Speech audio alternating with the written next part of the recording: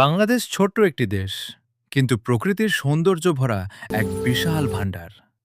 এই ছোট্ট দেশের ভিতরে লুকিয়ে আছে মেঘে ছোঁয়া পাহাড়, অন্তহীন সমুদ্র, রহস্যময় জঙ্গল আর সবুজে ঢাকা চা বাগান। কোথাও সূর্য ওঠে পাহাড়ের মেঘ ভেদ করে, আবার কোথাও সূর্য ডুবে যায়। সমুদ্রের ঢেউয়ের মাঝে কোথাও আছে নীরব বন, যেখানে শুধু বাতাসের শব্দ শোনা যায়।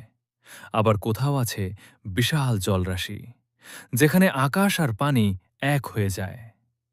অনেকেই ভাবে বাংলাদেশে ঘোরার মতো তেমন কিছু নেই, কিন্তু যারা এই দেশটাকে কাছ থেকে দেখেছে তারা জানে প্রকৃতি এই দেশটাকে কত সুন্দর করে সাজিয়েছে।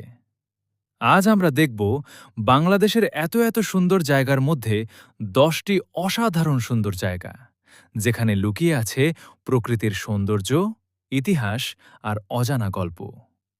জানানোর চেষ্টা করব বছরের কোনো সময় কোনো জায়গায় ভ্রমণ করা সবচেয়ে উপযুক্ত।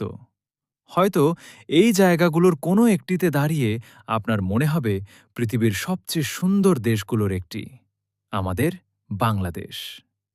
চলুন শুরু করা যাক বাংলাদেশের অন্যতম সুন্দর জায়গা সীতাকুণ্ড থেকে।